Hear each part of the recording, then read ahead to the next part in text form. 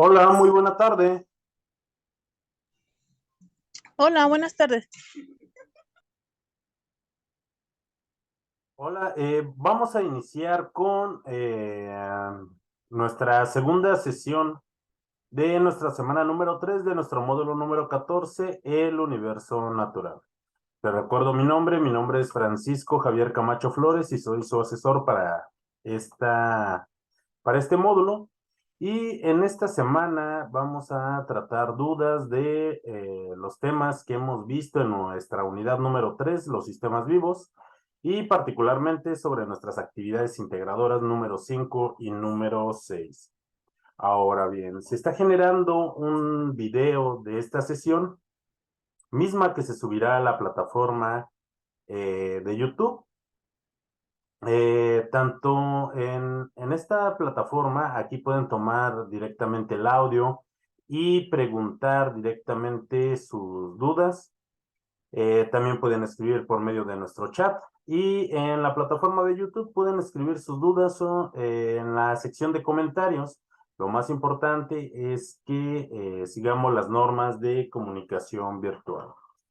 Nancy, ¿tiene alguna duda en particular de los temas de esta semana?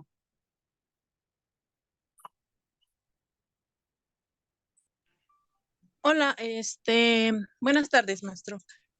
No, pues hasta el momento he leído pues toda la información y forma eso me he estado guiando.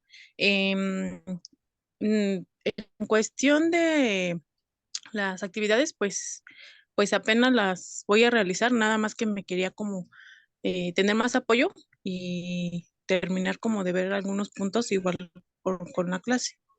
Ok. ¿Sobre qué puntos quiere reforzar?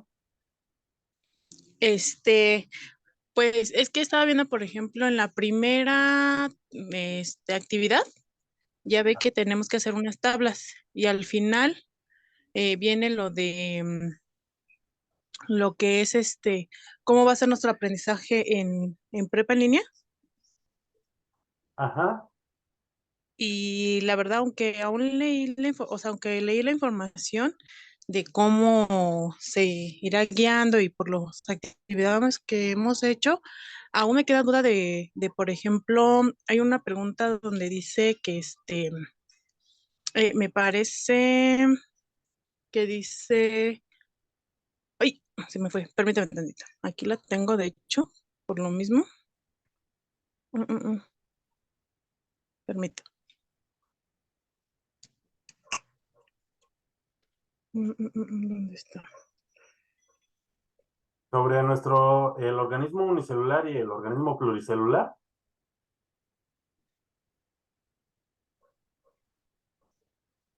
No, no, sobre cómo estoy entrando a otra. Se supone que nosotros íbamos a empezar a las 4, ¿no? Pero vi que está empezando hasta las 5. ¿No hubo reunión o qué pasó? Ah, ok. ¿Estoy en otro? Usted Acá. es de propedéutico. Ajá, No, su sesión era pero con la asesora Pamela a las 4. sí, pues llevo conectada desde las 4. Pero bueno, entonces voy a Eh, checar eso. Le mandaré mensajito a su a mi asesora, sí. asesor y ya lo No, arreglaré con él. esta sesión es para el módulo número 14, el universo natural. Qué caray. Sí, disculpe. No se preocupe, si en algo le cree que le pueda ayudar, adelante, pero no estoy familiarizado con el propedéutico. Ah, bueno, está bien, entonces me salgo. Disculpe. No se preocupe, bonita tarde, adiós. Gracias, igualmente. No puede ser. O sea, ay, no. Continuando, sobre nuestra unidad número 3, los sistemas vivos, vamos a iniciar. Ya establecimos las reglas de comunicación y cuáles son los aprendizajes esperados para esta semana, nuestra semana número 3. Aprenderemos sobre la relación entre la materia y la energía y las características que hacen diferente a la materia inerte de los organismos vivos. Después exploraremos acerca de esos procesos vitales que tienen los organismos vivos y también cómo es su nutrición. Vamos a reflexionar de cómo es que todos los organismos vivos están relacionados en sistemas biológicos complejos. El propósito formativo de nuestro módulo número 14, recuerden, es reconocer las características del pensamiento científico que va a sustentar a las ciencias experimentales. ¿Qué ciencias? Ya abordamos química. En esta semana estamos aprendiendo acerca de biología, estamos aprendiendo un poco de ecología, hemos aprendido conceptos de física y todas estas son ciencias experimentales. Vamos a aprender también un poquito más adelante, tal vez unos conceptos de bioquímica que son bastante importantes y lo más importante de todo eso es que los conocimientos que hemos tenido en nuestra semana número 1 y número 2 los vamos a poder integrar a sistemas biológicos complejos como lo son ustedes, como lo soy yo, y conocer un poco más de cómo influye eso que hemos aprendido en cosas tan ordinarias como nuestros procesos vitales. Son cosas ordinarias porque nos pasan a cada instante dependemos de ellas, pero no por ello quiere decir que no sea complejo, son sistemas bastante complejos. Ahora bien, para nuestra actividad integradora número 5, los seres vivos, el propósito es comprender las características de los seres vivos, sus procesos vitales, su clasificación y los tipos de organismos. Ricardo, qué bueno que se integra, leí todos sus mensajes que ha enviado en la semana. ¿Tiene alguna duda en particular sobre las actividades de esta semana? Gracias, asesor. Por el momento no. De hecho las estoy elaborando y hasta ahorita voy bien. Ok, nos queda claro acerca de los procesos de nutrición, sobre las características de los seres vivos, sobre los organismos unicelulares, organismos pluricelulares. Sí, sí, todo bien. Gracias. Ok, perfecto. Bueno, entonces vamos a continuar, Ricardo. Le invito a que si tiene algún punto de vista particular, algo interesante que haya aprendido en nuestros módulos y quiera compartirlo en esta sesión, ya sea también es muy importante para sus compañeros que al rato vean la grabación, sería importante que nos compartiera su punto de vista sobre lo que ha aprendido, sobre aquello que se nos ha dificultado para tener una participación en esta sesión. Usted puede tomar el audio en el momento en el que crea oportuno el realizarlo. Si se llega a presentar alguna duda, tome directamente el audio y realice su pregunta. Bueno, vamos a continuar entonces. Para nuestra actividad integradora número 5 necesitamos conocer acerca de las características de los seres vivos, comprender los procesos vitales e identificar la existencia de organismos unicelulares. Aquí en esta semana vamos a dejar un poco las complicaciones sobre hacer presentaciones o hacer videos, integrar audios. Únicamente vamos a entregar un documento en Word. Ese documento en Word para nuestra actividad número 5 necesitamos hacer una portada y aunque nuestra actividad integradora número 6 no nos pide precisamente una portada, es importante que la hagamos. ¿Por qué? Porque da una presentación más profesional a nuestras actividades que nosotros integremos. En esta actividad es importante que nosotros la realicemos. Una vez que tengamos nuestra portada, vamos a integrar una tabla en la cual vamos a describir con nuestras propias palabras una descripción breve y precisa acerca de las 8 características que tienen los seres vivos y que la materia inerte no posee en totalidad. ¿Puede la materia inerte poseer características de los seres vivos? Sí, alguna que otra, tal vez 2, incluso tal vez 3, pero la materia inerte o los organismos vivos necesitan forzosamente estas 8 características para ser considerados organismos vivos. Claro, ustedes cuando estén investigando van a encontrar que tal vez haya más características, pero al menos estas 8 son las más importantes que definen a un organismo vivo. Si ustedes analizan un organismo vivo, un género y especie en particular, claro que vamos a encontrar más características, Pero todos los organismos vivos que conocemos comparten estas 8 características y tienen que ser completamente estas 8.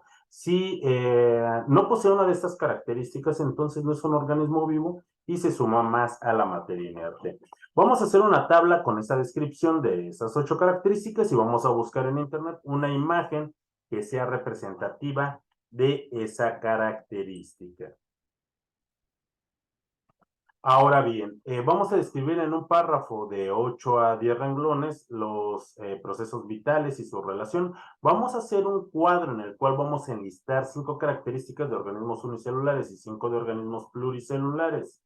También vamos a buscar un organismo unicelular y un organismo pluricelular que se utilizan en la industria farmacéutica. Y es importante que investiguemos 2 ejemplos de sus usos en la medicina. Es importante que busquemos estos organismos, tanto unicelular como pluricelular, y que describamos 2 usos o 2 productos que se obtengan de la utilización de estos organismos. Y finalmente vamos a realizar una conclusión de media cuartilla en la cual vamos a explicar en función de los puntos anteriores y también la importancia del conocimiento científico para el estudio de los seres vivos. Terminamos nuestra actividad y lo guardamos con la siguiente nomenclatura: nuestros apellidos, nuestro nombre y la clave de esta actividad, que es M14, S3, A y 5. Y bueno, Profesor, una regla como esta que tengo en la mano es materia inerte. ¿Esta materia inerte posee algunas características de los seres vivos? Sí, la mayor parte de la materia posee características como cuáles. Tanto organismos vivos como la materia inerte poseen una estructura y un nivel de organización. Claro que los organismos vivos, la estructura está altamente organizada, a diferencia de la materia inerte, que tiene una estructura simple, ya que los seres vivos poseen partes especializadas y coordinadas. También los seres vivos cuentan con un nivel de organización bastante eficiente. Los organismos vivos incluso los clasificamos. La unidad fundamental de la vida, de acuerdo a la biología, es la célula. ¿Una célula se puede considerar un organismo vivo y funcional? Claro que sí. Existen muchísimos, pero muchísimos seres unicelulares. E incluso ellos, a pesar de ser tan pequeños, son bastante complejos. Los organismos que se componen de 2 o más células son organismos pluricelulares y su nivel de organización es todavía más específico. Los seres vivos, a diferencia de la materia inerte, presentan un metabolismo. ¿Qué es el metabolismo? El metabolismo son una serie de reacciones biológicas que le permiten a un organismo vivo crecer, desarrollarse y también obtener energía del medio, ya sea de procesos respiratorios, de propios procesos de la nutrición. No todos los organismos vivos su nutrición es igual, pero podemos clasificar el metabolismo en 2 fases características. La primera es el anabolismo, donde a partir de moléculas que ya están preformadas o moléculas que se pueden sintetizar, que sirven para la estructura, para su crecimiento y desarrollo y mantenimiento celular, así como una de las características de un organismo vivo es que sigue un ciclo biológico, también tiene un ciclo de crecimiento regulado. Para ese crecimiento y desarrollo necesitan esta parte del metabolismo, el anabolismo. Una persona adulta como yo ya no está creciendo ni se está desarrollando, pero aún así sí necesita un mantenimiento celular. Mi piel continuamente sufre de escamación. Si sufro una herida, esta tiende a cicatrizar y de esa forma se repara. Mis uñas siguen creciendo, mi cabello sigue creciendo. Esa es parte de ese mantenimiento celular. Y también yo necesito energía. ¿Para qué? Para mis actividades diarias, para correr, para trabajar, para estudiar, para limpiar mi casa, incluso para descansar. Los organismos vivos necesitan energía. y para ello se necesita de estas reacciones biológicas llamadas metabolismo. Todos los organismos vivos tienen un metabolismo. Tal vez hay algunos organismos que tienen un metabolismo más lento, como por ejemplo los osos perezosos, que su metabolismo es más lento que el de un ser humano. Existen metabolismos increíblemente rápidos, por ejemplo, el de los colibríes. Su metabolismo es muy acelerado porque queman demasiada energía.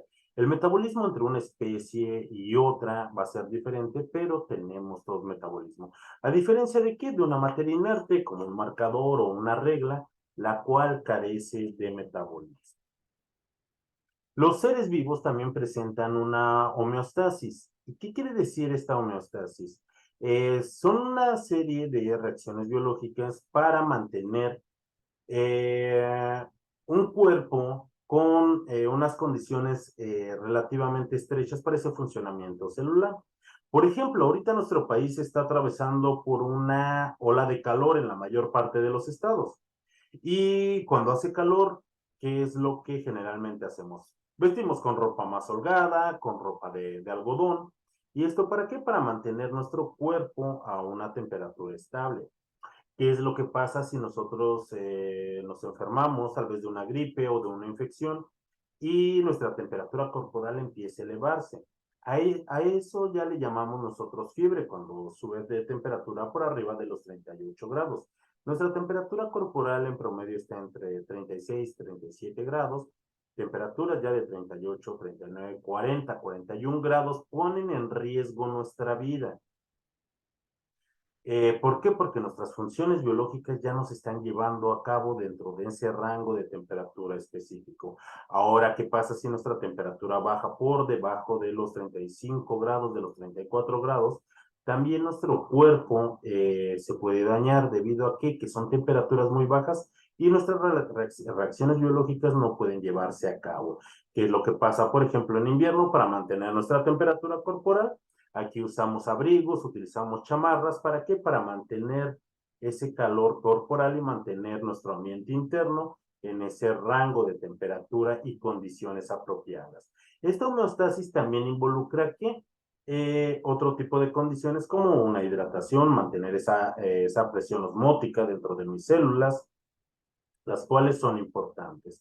Los seres vivos también presentan un crecimiento regulado.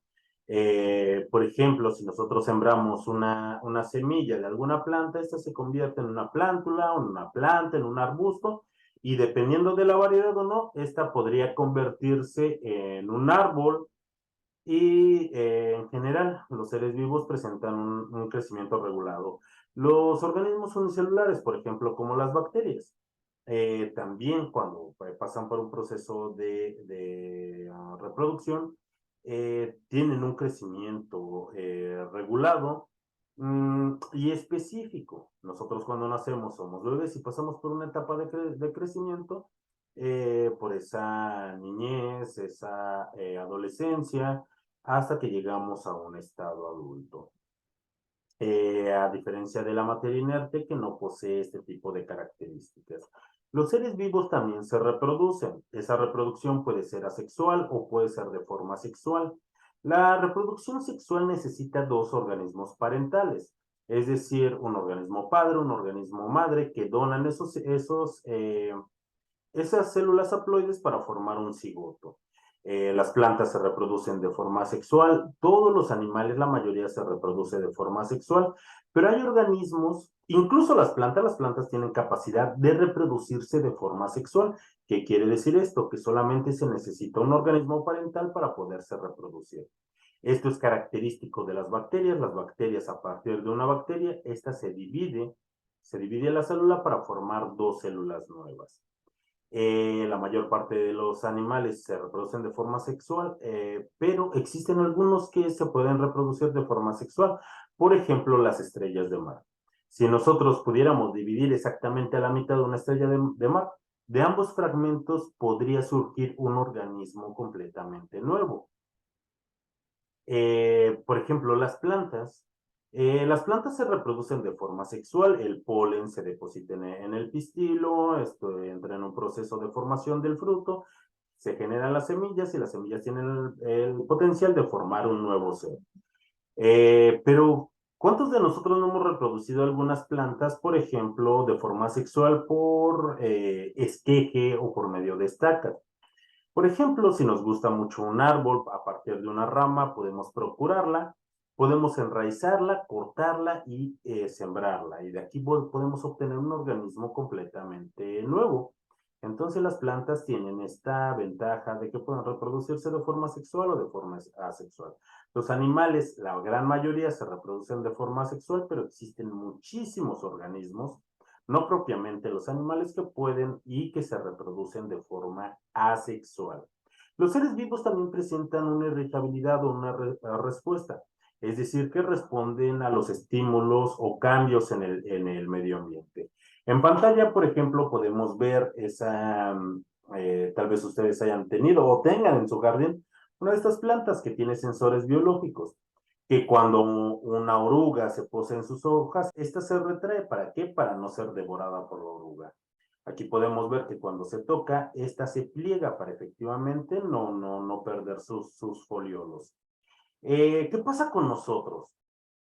Por ejemplo, imaginen cuando nosotros tomamos con la mano algo caliente, gritamos o lo soltamos de inmediato. ¿Para qué? Para no seguir dañando nuestra mano.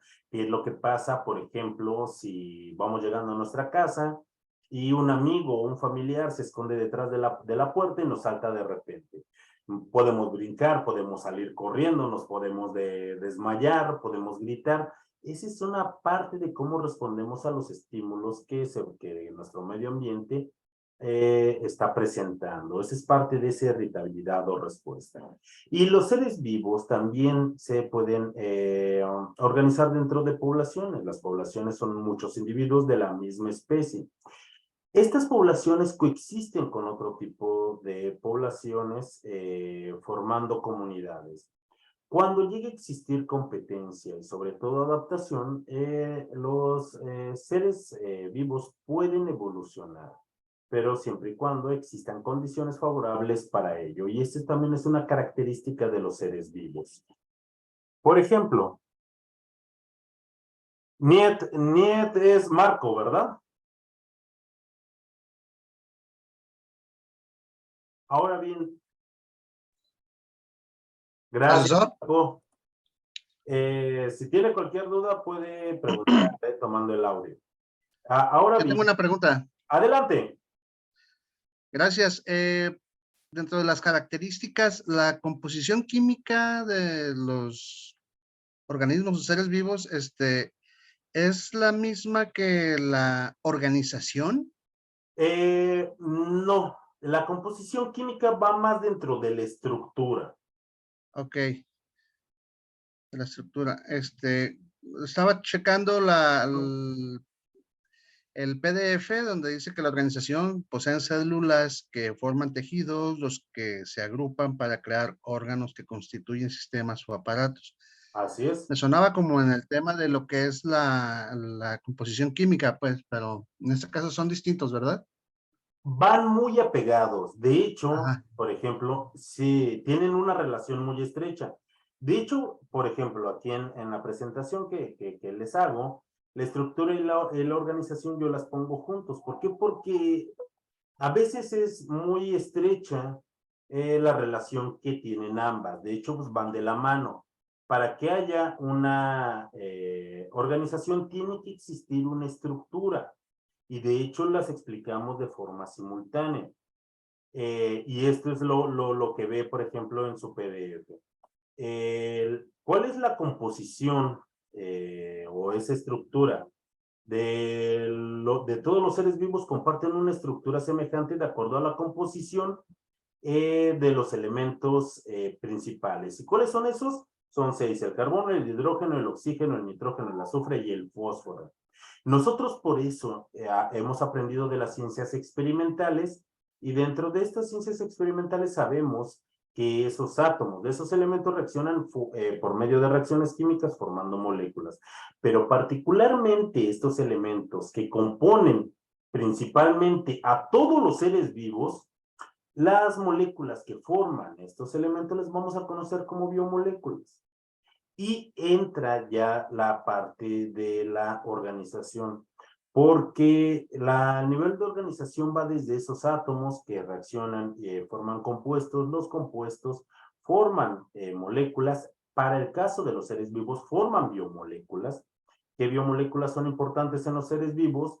Las proteínas, los carbohidratos, los ácidos grasos, los ácidos nucleicos, que son muy importantes, y estos son los componentes básicos que conforman los orgánulos celulares. Si hablamos de orgánulos celulares dentro de una estructura, estamos hablando de una célula, y la célula es la estructura funcional de lo que es un organismo vivo. ¿Por qué? Porque una célula independiente ya es considerada un organismo vivo, como las bacterias, como algunos hongos unicelulares, algunas arqueas, y el nivel de organización o la organización en los seres vivos, aquí se termina, claro que no. ¿Por qué? Porque existen organismos pluricelulares. Los organismos pluricelulares están conformados por 2 o más células. Cuando se tienen más células y estas trabajan de forma específica, forman tejidos.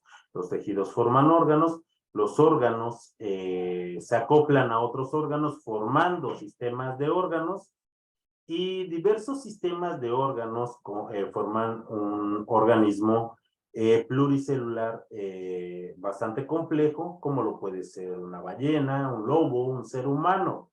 El ser humano, así como los animales y como las plantas también tienen diferentes sistemas. Tienen un sistema tegumentario o un sistema de piel, un sistema reproductor, tienen, en el caso de los seres humanos, un sistema circulatorio. Las plantas también tienen un sistema de circulación hídrico donde circulan los minerales. Y usted, Marco, dígame, ¿hasta aquí terminamos el nivel de organización? ¿O puede ser más complejo?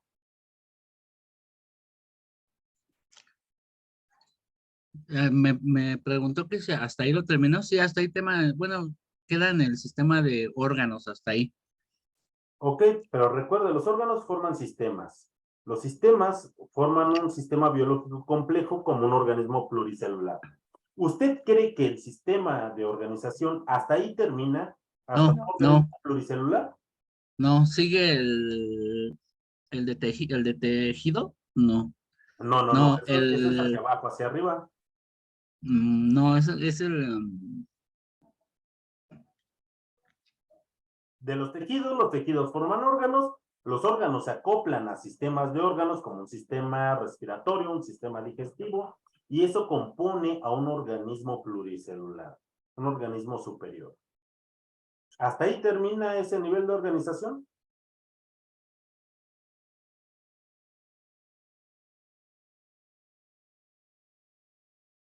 No creo que hasta ahí termine este nivel de organización. ya sigue ahora sí que la persona, ¿no? O sea, sigue cómo se Así hace. es. ¿Y usted cree que ahí termine? No, tampoco. Claro que no. Va a terminar hasta donde usted decide estudiarlo. ¿Por qué? Porque los organismos, una persona, un cachorro, un lobo, una jirafa, que ya es un organismo biológico complejo, ¿se integra a qué? Se integra a poblaciones, se integra con otros individuos de la misma especie. ¿Las poblaciones se encuentran aisladas?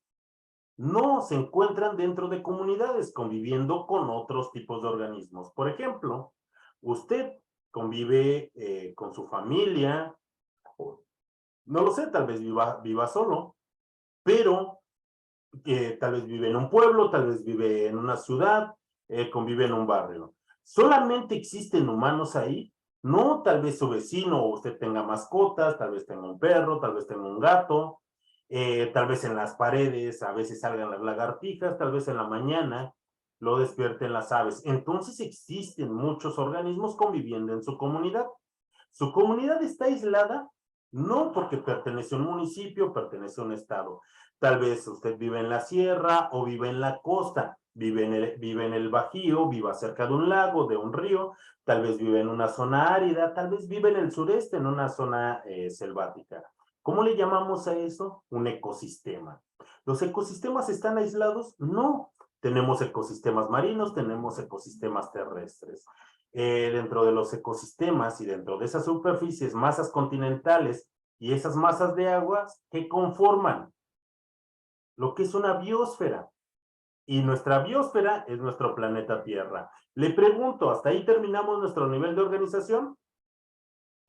No, todavía no, todavía falta, aún sigue. No, Es infinito. casi infinito. Y según las teorías podría ser infinito, ¿no? ¿Por qué? Porque nuestro planeta coexiste en un sistema solar donde existen 8 planetas principales girando alrededor de nuestra estrella que es nuestro Sol.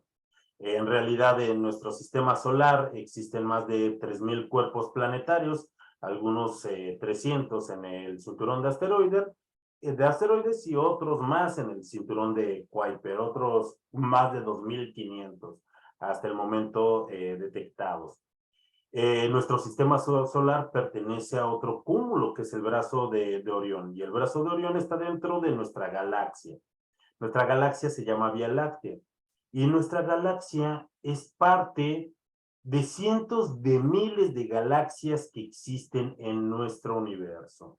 Y si nosotros nos queremos meter en teorías físicas, pues tal vez nos expliquen que existe otra coexistencia con otros tipos de universo, algo que todavía no está demostrado, pero si es así, entonces podría ser como usted lo menciona, Marco, tal vez podría ser infinito. ¿Y sabe qué es lo más importante? Que todos parten de ese nivel de estructura que nosotros aprendimos en nuestra semana número 1. Parten a partir de esos átomos que conforman esos elementos que nosotros estamos conociendo. Así es que la estructura es bastante compleja para los organismos vivos, y la organización puede ser tan compleja como nosotros decidamos estudiarla.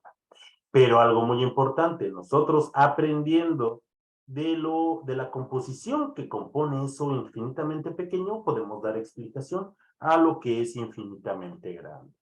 ¿Ok? Espero haberle dado alguna explicación y no haberlo confundido más. No, está claro. Bueno, o sea, la secuencia sí es casi de que no me la he aprendido así tal cual, tal como va de molécula a tejido. Bueno, es que quería decir en la persona, pero no sabía si era su sistema, lo confundía con el sistema como que circulatorio así, pero sí iba hacia arriba, no hacia abajo, no a regresarme hacia los órganos o hacia ya algo que ya estaba hecho. Pero Ok. sí quedó entendido. Sí. Ok, Marco, sí, eso con el tiempo vamos a irlo aprendiendo un poco mejor, pero lo más importante es que nosotros aprendamos esto porque eso explica también quién soy yo.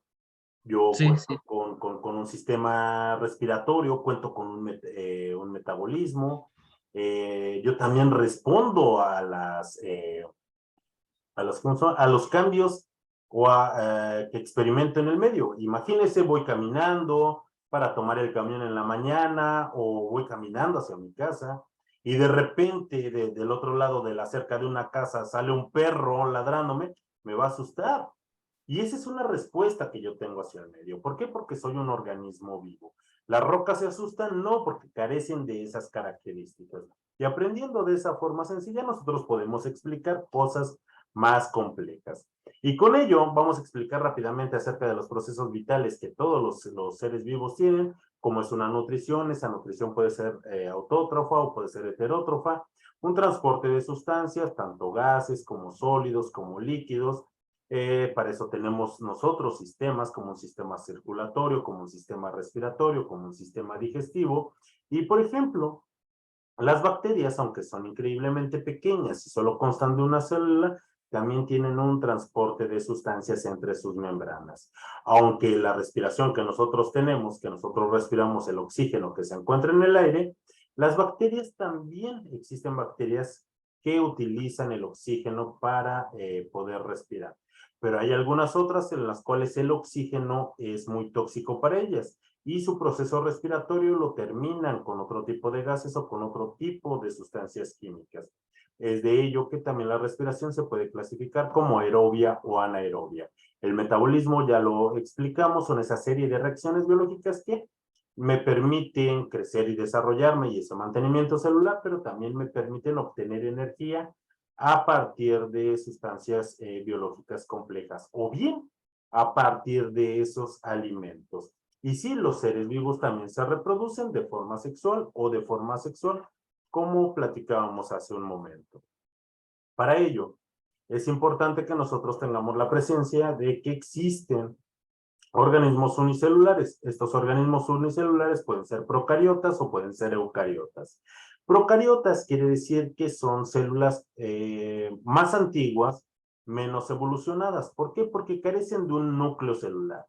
En el núcleo celular, en las células eucariotas, se encuentra ahí el DNA en forma de cromosomas y además que constan de otros organelos especializados. Tienen una forma de división celular específica, como lo es la mitosis y la meiosis, y pueden ser tanto autótrofos como algunas algas, o heterótrofos como prácticamente todos los hongos y la mayor parte de las bacterias. Pero las bacterias son procariotas porque no cuentan con un núcleo definido. Su DNA se encuentra esparcido en el citoplasma formando una sola hebra.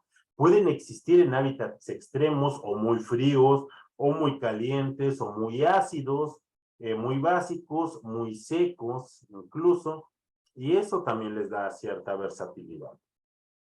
Ahora, regresándose al nivel de organización, en un organismo pluricelular, los organismos pluricelulares están conformados por dos o más células que conforman tejidos, los tejidos forman órganos, los órganos se acoplan a sistemas de órganos y diferentes aparatos de órganos o sistemas de órganos conforman a un ser pluricelular superior, como una ballena, un delfín, un pingüino, el propio ser humano. La ventaja de tener diferentes órganos es que existe división de actividades y colaboración entre los mismos. El nivel de organización, por supuesto que es superior en los organismos pluricelulares. Los organismos unicelulares, recordemos, únicamente están compuestos de una sola célula, pueden vivir en hábitats extremos, no forman estructuras complejas, pero sí se pueden asociar en colonias. De algunos ejemplos, prácticamente todas las bacterias, todas las bacterias son unicelulares. También existen algunas algas pertenecientes al reino de Arquea o al reino de los protozoarios o al reino cromista, también son característicos. Son muy pequeños, van desde tamaños de micras hasta menos de 1 milímetro, mientras que los organismos pluricelulares están compuestos por dos o más células. Los animales, las plantas, los hongos, también existen hongos pluricelulares y también existen hongos unicelulares, y del reino cromista también son de los seres que se caracterizan. Pueden ser microscópicos como los tardígrados o los osos de agua, hasta pesar muchísimas toneladas, como lo es una ballena azul. Generalmente no viven en hábitats extremos y se caracterizan por su especialización celular, ya que su estructura es más compleja que el de los organismos unicelulares. Ahora, recuerden que tenemos que buscar organismos unicelulares que se utilicen en la industria farmacéutica y algunos productos o su utilización dentro del campo de la medicina. Por ejemplo, el hongo Penicillium, a partir de este se pueden obtener antibióticos como la ampicilina o la penicilina, de un hongo Streptomyces. También se obtienen otro tipo de antibióticos como la tetraciclina o el cloranfenicol. Y así podemos encontrar muchos productos. Por ejemplo, a partir de Escherichia coli se pueden obtener hormonas, se pueden obtener colorantes, se pueden encontrar muchos productos que se utilizan tanto en la industria farmacéutica como en la medicina. Y, por ejemplo, organismos pluricelulares.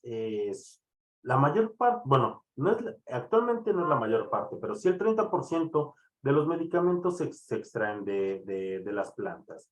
Por ejemplo, si nos duele el estómago, ¿qué tomamos? Podemos tomar un té de menta o un té de hierbabuena, que tiene una actividad en la cual nos puede mitigar ese dolor de estómago. ¿Qué es lo que pasa cuando estamos muy ansiosos? Podemos tomar un té de azares, por ejemplo, de algunas cortezas de los árboles, como del maple, de la ceiba, se pueden obtener, por ejemplo, lo que es el ácido acetil salicílico. Por ejemplo, también se obtiene una sal a partir de un grano como el alpiste, el que comen los pájaros, también contiene ácido acetil salicílico. Yo les muestro una imagen de lo que es un cangrejo herradura que existe en las costas de Yucatán y también en las costas del Japón. ¿Por qué es tan importante este cangrejo? Porque tiene una sangre azul. La característica de su sangre es un organismo prehistórico todavía que existe en nuestros días, y algunos de sus componentes de la sangre, como lo es la hemolinfa, es muy importante porque se utiliza para tratamientos contra el cáncer. Se puede utilizar contra las descalcificaciones que sufren los astronautas que han pasado mucho tiempo en el espacio, por ejemplo, en la estación espacial. Por eso es muy importante, y este es un organismo pluricelular, así como de las plantas. Menciona la clase pasada, en algunos lugares, por ejemplo, se utiliza el epazote. Claro que se utiliza como una especie en la cocina, sobre todo en los frijoles, pero se utiliza en test también como desparasitante. Y así podemos encontrar muchos organismos de los cuales se extraen medicamentos o que son importantes en la industria farmacéutica. ¿Y por qué es importante el conocimiento científico? El conocimiento científico ya ha sido validado por algo que nosotros ya conocimos, el cual es el método científico. Recuerden, el método científico nosotros lo aplicábamos para generalizar un proceso y de aquí obtener una ley. Nosotros, por ejemplo, esta regla me dice que mide 30 centímetros. Ya está validado lo que es 1 centímetro. Yo no necesito llevar a medir con un patrón internacional para ver si efectivamente mide 30 centímetros esta regla. Yo ya la tomo como un valor real. ¿Por qué? Porque más o menos sé que estos son 30 centímetros. Supongo que quien la fabricó tomó un estándar para poderla verificar. Y yo no, cada que compro una regla, no voy a estar midiendo o llevando o validando que mide exactamente lo que nos está diciendo. Eso es algo semejante que lo que pasa con el método científico. Entonces ya validamos eso, lo cual nos lleva a desarrollar un conocimiento científico. Y esto a los investigadores les sirve mucho. ¿Para qué? Para poder describir esos fenómenos que nos pasa a diario. Y al decir esos fenómenos, pueden ser fenómenos naturales, como el cambio climático, como esta ola de calor que atraviesa nuestro país en este momento, pero también otro tipo de fenómenos, por ejemplo, las enfermedades. Los científicos estudian las enfermedades y estudian también sustancias que puedan curar esas patologías. Una vez que se experimenta y que se diseña un fármaco, entonces, y que está validado por el método científico, perdón, y se aprueba ese medicamento. ¿Por qué? Porque ya se obtuvo el conocimiento de que es bueno para tratar una enfermedad. Y entonces no se tiene o no se cuestiona realmente si ese medicamento me va a ayudar o no.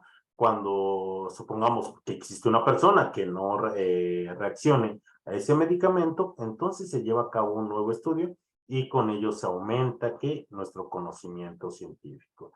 ¿Hasta aquí alguna duda sobre nuestra actividad integradora número 5?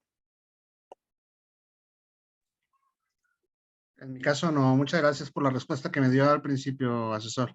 Ok. Ricardo. Ok, gracias, Ricardo. Y ahora bien, para nuestra actividad integradora número 6, aquí nosotros también únicamente vamos a hacer un documento en Word. La actividad no nos pide que hagamos una portada, pero como les dije al principio, una portada hace más profesional nuestro trabajo. En esta actividad nosotros entregamos un documento en Word y la verdad es que es más sencillo, pero también requiere de mucha precisión respecto de los puntos que se nos están precisando. Tenemos que explicar y recuerden con nuestras propias palabras en un párrafo de 5 o 8 renglones la diferencia entre los diferentes tipos de nutrición y la alimentación. 3 ejemplos de organismos productores, consumidores y descomponedores de acuerdo a la cadena trófica o a la red trófica. Vamos a explicar también con nuestras propias palabras la relación entre materia y energía que se observa en el metabolismo celular. Vamos a describir con nuestras propias palabras la función de 4 biomoléculas orgánicas y finalmente en un párrafo nosotros vamos a describir el papel que tiene el anabolismo y el catabolismo en los procesos de nutrición y las diferencias. Y de esto ya hemos hablado lo suficiente en nuestra actividad. Ahora también hemos explicado acerca de esos organismos autótrofos y esos organismos heterótrofos. Los organismos autótrofos son capaces de sintetizar todas las sustancias que necesitan. Todas las plantas son organismos autótrofos. ¿De dónde obtienen la energía? A partir de la luz del sol. Y a partir de que crecen y sintetizan todas esas moléculas a partir de nutrientes inorgánicos y a partir de agua. También existen otros organismos autótrofos y son un reducido grupo de bacterias, sobre todo las bacterias nitrificantes y las bacterias oxidantes del hierro. ¿Los organismos autótrofos cuentan con organelos especializados? Sí, por ejemplo, las plantas que cuentan con clorofila, la cual les ayuda a captar esa energía del sol. Por ejemplo, hay algunas bacterias que contienen bacterioclorofila, que también les permite captar la energía del sol o de algunos procesos químicos. Y de esa forma es como obtienen su energía, la cual la utilizan para poder sintetizar todas las sustancias que necesitan. Los vamos a conocer como organismos productores y son la base de la cadena trófica. ¿Qué es un organismo heterótrofo? Los organismos heterótrofos no pueden sintetizar todas las sustancias que necesitan. Entonces, ¿de dónde las obtienen? A partir de consumir esas moléculas ya preformadas, es decir, a través del consumo de otros seres vivos. Generalmente se les llama organismos consumidores, como el ser humano, como los pingüinos, como las ranas, como las garzas. Todos los animales son organismos heterótrofos. Todos los hongos son organismos heterótrofos y la mayor parte de las bacterias son organismos heterótrofos. Todos los parásitos son organismos heterótrofos. La forma de obtención de energía es a partir de energía química, a partir de esos nutrientes o de esas moléculas que conforman a otro ser vivo. Nosotros, los humanos, consumimos plantas, consumimos microorganismos, consumimos a otros animales, solo que nosotros les llamamos alimentos. Y a partir de esos alimentos obtenemos esos nutrientes. ¿Y qué son los nutrientes? Simplemente son sus moléculas ya preformadas que nosotros asimilamos para nuestros procesos anabólicos o bien para nuestros procesos catabólicos. Nosotros podemos ver en esta imagen lo que es la red trófica. Tenemos a los organismos productores en la base y por supuesto que las bases tienen que ser lo más grande. Por ejemplo, las plantas son el sustento de toda la vida animal en la superficie de nuestro planeta. Tenemos lo que son los consumidores primarios, que generalmente son animales herbívoros. Tenemos consumidores secundarios, que pueden ser tanto herbívoros como carnívoros. Y tenemos a los consumidores terciarios, que son organismos especializados. Pero si nosotros observamos esa cadena trófica o esa red trófica, observamos que los consumidores terciarios es un grupo más reducido y especializado. Si nosotros alteramos cualquier etapa de esa red trófica, alteramos gravemente los ecosistemas y el comportamiento. ¿Qué es lo que pasa si nosotros eliminamos a los depredadores? Entonces los niveles inferiores, lo que son los consumidores primarios y secundarios, se reproducirían demasiado. y si aumenta de tamaño este nivel, consumirían completamente el nivel inferior. ¿Qué es lo que pasa si desaparece uno de los niveles anteriores? El nivel superior termina siendo gravemente afectado. Así es que se necesita un equilibrio entre estos niveles. Y organismos que podamos describirlos, pues existen muchísimos. ¿Cómo ocurre esa nutrición celular? Nosotros ya hablamos sobre los componentes de los seres vivos, esos 6 elementos, que es carbono, hidrógeno, nitrógeno, oxígeno, azufre y fósforo, que estos cuando reaccionan forman biomoléculas. ¿Cuáles son las biomoléculas importantes? Los carbohidratos, las proteínas, los ácidos nucleicos, los lípidos. ¿Por qué nosotros necesitamos consumir alimentos? Porque nosotros necesitamos un mantenimiento celular. Si somos bebés o somos infantes, necesitamos alimentos de calidad y suficientes para poder crecer y desarrollarnos. Si nosotros ya somos adultos, lo necesitamos porque necesitamos un mantenimiento celular. ¿Y para qué necesitamos la energía? Para correr, para trabajar, para estudiar, para hacer nuestras tareas, para salir a divertirnos, para salir a bailar, para brincar, para correr. Les mencionaba, incluso cuando descansamos nosotros gastamos energía. Pero ¿de dónde obtenemos estos nutrientes y esta energía? Pues a partir de los alimentos. Nosotros no vamos al súper y compramos, voy a comprar carbohidratos y voy a comprar proteínas. No, nosotros compramos alimentos. Voy a comprar frutas, voy a comprar verduras, voy a comprar huevo, voy a comprar carne. Y nosotros no llegamos a casa y ¿qué voy a comer? Voy a comer carne, no, comemos platillos preparados. Tal vez comamos taquitos, tal vez desayunemos unos chilaquiles, o tal vez en la mañana nos tomemos un atole o un pozol, o un burrito, ¿por qué no? Y tal vez en la noche nos comamos unos buñuelos o un café con leche, tal vez en el almuerzo nos comamos una torta o una guajolota o una guacamaya, si es que vivimos en Guanajuato, o comemos unos tacos de carnitas. ¿Y qué es lo que encontramos ahí? Ahí encontramos carne y la carne contiene proteínas. Comemos pan y el pan también contiene proteínas, pero en su mayoría contiene carbohidratos. ¿Para qué me sirven esas biomoléculas? Esas biomoléculas, como los carbohidratos, me sirven para obtener energía. Todos los carbohidratos están compuestos de unidades pequeñas llamadas unidades de azúcar o monosacáridos. Los lípidos, ¿dónde los encontramos? En las grasas. ¿Qué funciones tienen? Tienen funciones de protección, tienen funciones de lubricación y de almacén de energía. Las proteínas nos sirven ¿para qué? Para mi cuidado, ya que sirven para mi protección, para mi estructura, para mi soporte muscular, para mi soporte de mi esqueleto.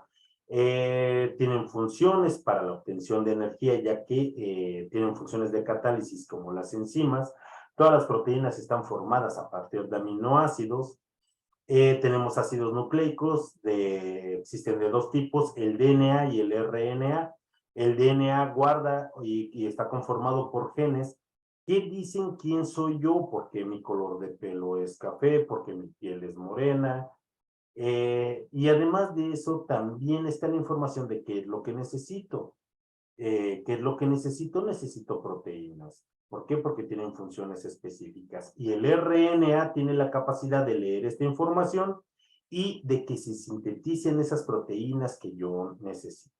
Les mencionaba la clase pasada, no todos los autores consideran a las vitaminas como biomoléculas reales, pero son muy importantes. ¿Por qué? Porque apoyan a las proteínas para las funciones que nosotros necesitamos. Pero las vitaminas son un cúmulo muy diverso de sustancias químicas que no guardan una relación común entre ellas.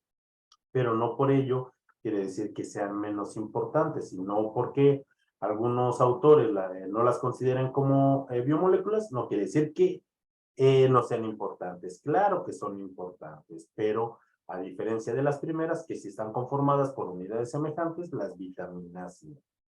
Recuerden que ese metabolismo es ese conjunto ordenado de reacciones químicas que ocurren dentro de mi cuerpo, que me ayudan a obtener energía por medio de ese catabolismo que implica procesos de oxidación, degrada las biomoléculas que encuentro dentro de los nutrientes, y esos nutrientes están en mis alimentos produciendo energía. ¿Cómo se produce esa energía? A partir de una molécula que se llama ATP, el adenosintrifosfato, que es esa molécula que intercambia la energía entre mis células. Algunos ejemplos de esas rutas catabólicas tenemos la glucólisis, el ciclo de Krebs, las fermentaciones y la cadena respiratoria. Pero esa es una parte del metabolismo. La otra parte del metabolismo es el anabolismo. El anabolismo consume energía. Implica procesos de reducción, pero se dedica a la fabricación de biomoléculas. ¿Para qué? Para mi crecimiento y desarrollo y para mi mantenimiento celular. Únicamente y son exclusivos de los animales o del ser humano, no, también de las plantas. Por ejemplo, tenemos a la fotosíntesis y la síntesis de proteínas como rutas principales. Y jóvenes, ¿queda alguna duda sobre los temas y las actividades de esta semana? Yo ninguna, asesor. Ok, muchísimas gracias, Osmani, Ricardo, Marco. Una vez que terminemos nuestras actividades y que las suban a la plataforma, por favor también llenen la encuesta de opina sobre tu asesor virtual y opina sobre tu módulo número 14, y recuerden realizar su actividad socioemocional, su actividad formativa 5 y 6 y su cuestionario.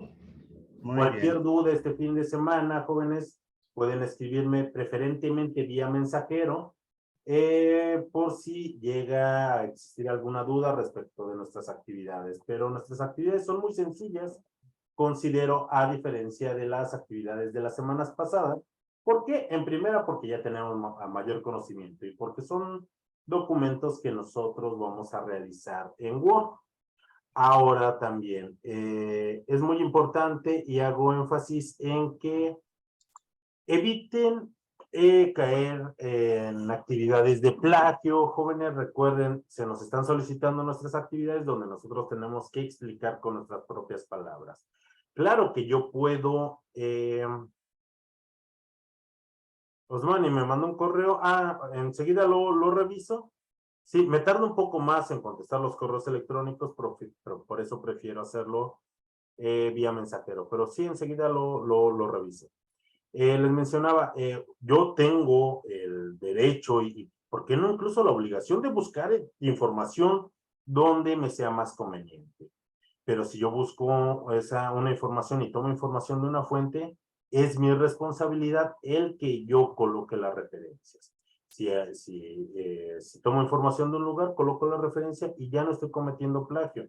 Eviten copiar y pegar en sus actividades. Si no existe alguna duda, nos vemos la semana que entra en nuestras sesiones, pero seguimos en comunicación vía mensajero y vía correo electrónico. Osmani, ahorita checo su correo y claro que le doy respuesta. Hasta luego y que tengan un excelente fin de semana. Adiós. Muchas gracias, asesor. Igualmente. Nos vemos, Ricardo. Hasta luego. Marcos, Mani. Hasta luego. Hasta luego.